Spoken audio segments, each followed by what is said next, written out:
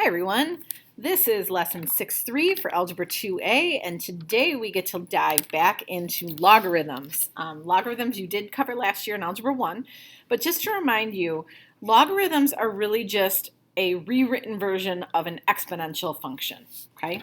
So if you have something like b to the power of x equals a, all right, so that's an exponential expression or an exponential equation, and I want to turn that into a logarithm. We write it as log base b of what used to be the answer to the exponential function, log base b of a, and then the answer to the logarithm, or what it's equal to, is the exponent. Okay, so a log is an exponent. That's anytime you're being asked to evaluate a logarithm, you're being asked to find an exponent.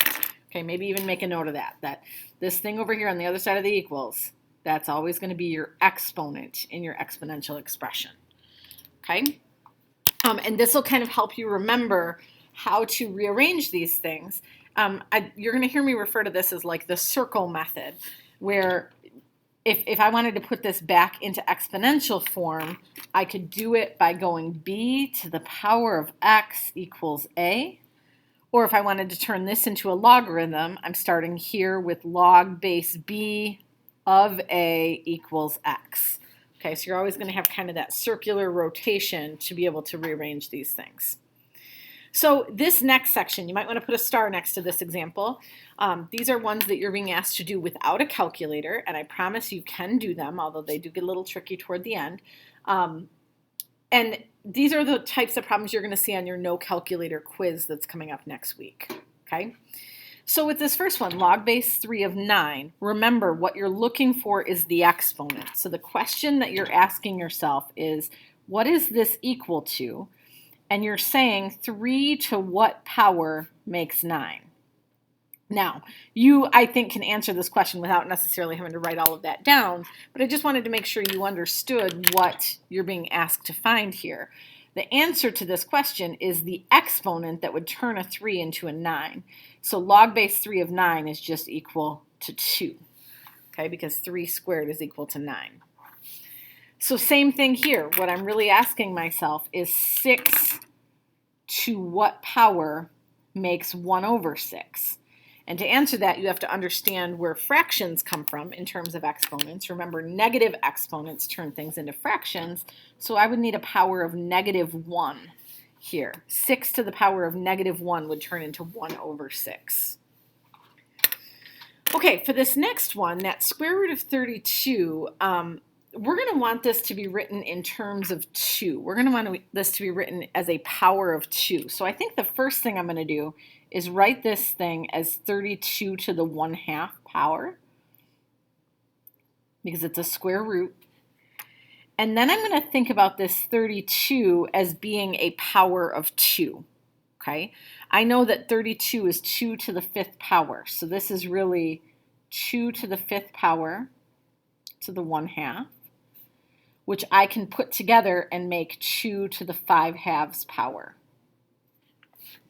Okay, so if I go back to the original problem now what I'm looking for is log base 2 of 2 to the power of 5 over 2, okay, which you might be looking at and going, well, that's not any easier than it was before.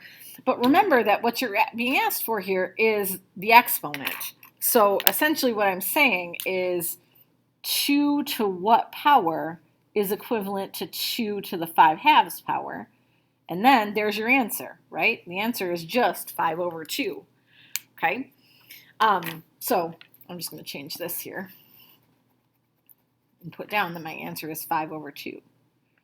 This is going to be a really helpful shortcut when it comes to logarithms. So I'm going to kind of write this up here so that you have it to refer back to. But anytime you're given a log with a base, and then this is the base to, I don't know, some power. I'm just going to pick a different letter here.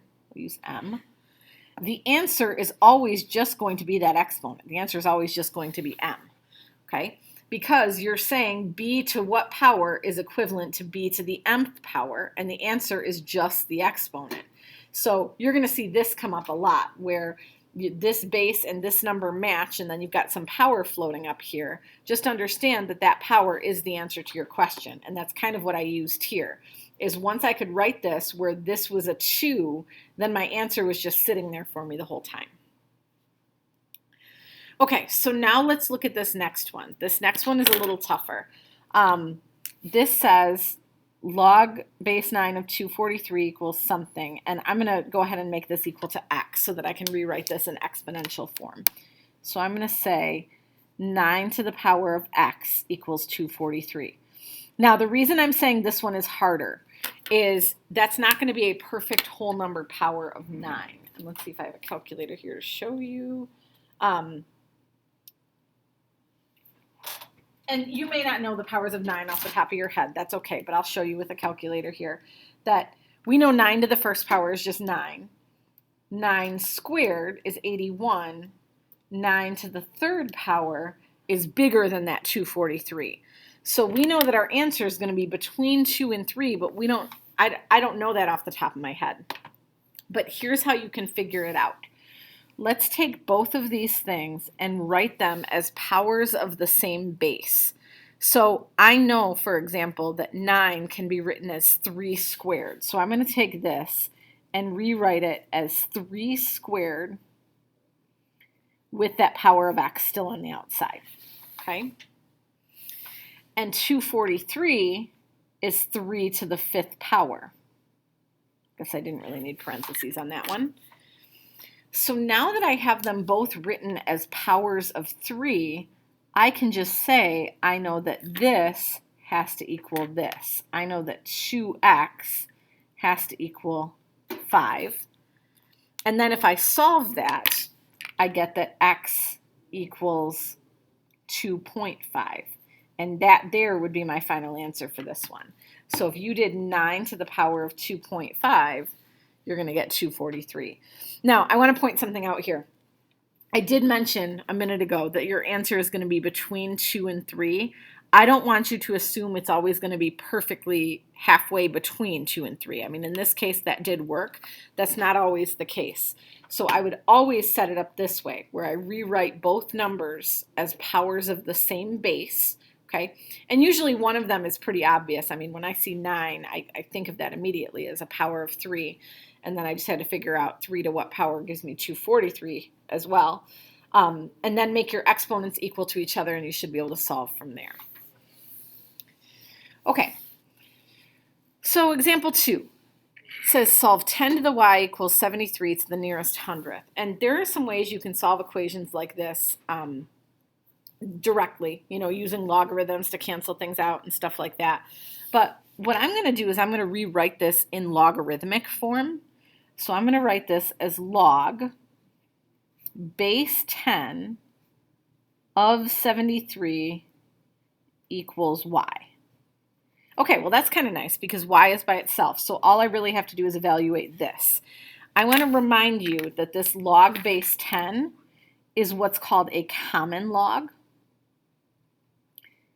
And typically, we don't actually even write the base 10. So if you see a log without a base written, we assume that it's a base 10.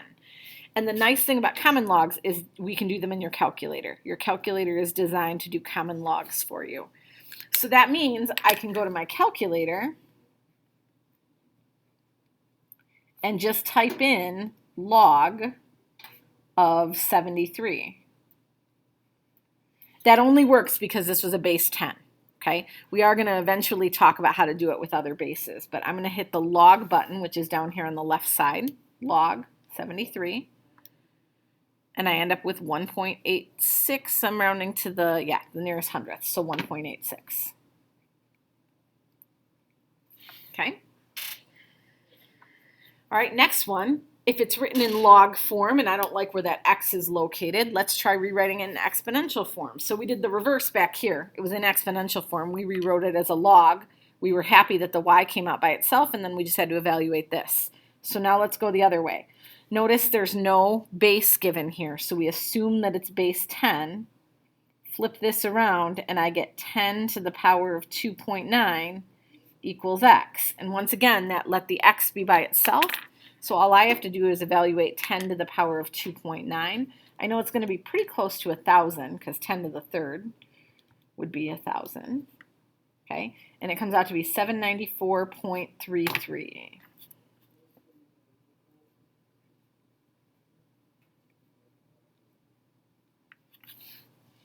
Okay, that's it for that example. Let's keep going. Oh, the graph of this function. Okay, we're going to, instead of graphing this on your calculator, because I think that it's hard to see the picture on your calculator screen, but we're going to kind of manually graph this. We're going to graph this by hand here, and then we're going to talk about the relationship to the exponential function. So I think that this is going to be more intuitive if we rewrite it as an exponential function. And I know it's got the y equals over on this side. Just imagine it was over here, and then we're going to rewrite it this way. So really this function is the same thing as 2 to the power of y equals x. Okay. So when I go to set up my table here, I know we normally plug numbers in for x and then get the y value out. But the way this equation is written, it's probably going to be easier to put numbers in for y. So let's put some negative values in for y. Let's put some positive values in for y and see what happens. So 2 to the power of negative 2 is 1/4, or 0.25. You could put that in your calculator if you wanted. 2 to the power of negative 1 would be 1/2, or 1/2. 2 to the power of 0 is going to be 1, because anything to 0 is 1. 2 to the power of 1 is 2, and then 2 to the power of 2 is 4. So let's plot these points. Okay, so this is 1 here, so 0.25 is going to be here, and then negative 2 would be here. 0.5 is here with a negative 1, 1, 0, 2, 1, and 4, 2. So what this function ends up looking like is it's got an asymptote here, and I'll explain more about that in just a minute, and then it kind of curves upward this way. Okay, that's the graph of a logarithmic function. I want to point out a couple of things here. First of all, this point right here, 1, 0, that point shows up on every log function. Okay, that is the x-intercept, and the x-intercept is always going to be at 1, 0. If you don't believe me, remember we got that by putting 0 in here for y, and anything to the power of 0 is always going to be 1. Okay, so an exponent of 0 is always going to give a 1 out as an answer, and that's why this point is going to show up on every log function no matter what the base is. So you're always going to intersect at that point, 1, 0. Okay, and the asymptote comes from the fact that, remember, we were plugging numbers in for y and getting out our values for x, but there's no number that I could plug in for y, positive, negative, or otherwise, that could turn that positive 2 into a negative value, right? There's no exponent that's ever going to make numbers turn negative. And so you're never going to cross over into negative x territory. These x numbers can never come out negative. And so these functions have an asymptote at x equals 0, which is the y-axis. We can never cross over that line. Okay, so those are the two things that you really need to know about a logarithmic function. Now, if all of this sounds familiar to you, it really should. If I took these x and y coordinates and flipped them around, if I reversed x and y, I would be looking at a totally different function. Specifically, I would be looking at the function, I don't know if you want to write this down, but I would be looking at the function y equals 2 to the power of x. That's an exponential function, right? If I flipped x and y, I would have this exponential function instead of a logarithmic function. And let's think about the things we know about exponential functions. They always have a y-intercept at 0, 1, okay? And they have an asymptote here along the x-axis. So the exponential function looks like this, okay? That's because exponential functions and logarithmic functions are inverses of each other, okay? So if I have the function y equals log base b to the x, and if I have the function y equals b to the power of x, these two things are inverses of each other, okay? And the quicker you pick up on that, the better off you're going to be, because when I give you this log function and I say find me the inverse, you could do the whole like let's switch x and y around and let's rearrange the equation and all of that. But I would really love it if you could just look at that and say, I know the inverse of that thing is going to be this exponential function. Okay, logs and exponential functions are inverses of each other with the same base. Okay, that's because this thing is really equivalent to b to the power of y equals x, which you'll notice is the x and y reversed on this one. Okay, like if I flip the x and the y, it would be equivalent to this. Okay, so these two things are inverses of each other. And then think about all the things you know about inverses. I mean, it makes sense that if 1, 0 is always on this function, 0, 1 is always on this function. It makes sense to me that if the asymptote is on the y-axis here, that the asymptote would be on the x-axis for the exponential function. So everything you knew about your functions are now reversed. Let's take a note real quick about domain and range. We kind of mentioned this, but your domain of your logarithmic function is going to be all real numbers greater than 0, right? Because we said that our x's are always going to stay on the right-hand side. Range, though, can be all real numbers, okay? And we said that we had an asymptote at the y-axis. So those are all things to know about the logarithmic function. For the exponential function, all of this is reversed. So for the exponential function, and we've talked about this before, but I'm kind of reviewing it here. For the exponential function, your domain is all reals, but your range is all real positives, all reals greater than 0, and then your asymptote would be at the x-axis.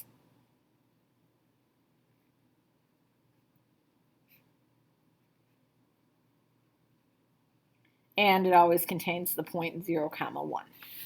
Okay, as opposed to the log function where this is your domain and range, this is your asymptote, and it always contains the point 1, 0. Okay, I think that's everything I needed to say about log functions. I think that's the end of your notes examples. Yep, looks like that goes into the next lesson. So that should be it for lesson 6.3 on logs. You've got a homework assignment to go along with this. Good luck, and let me know if you have questions.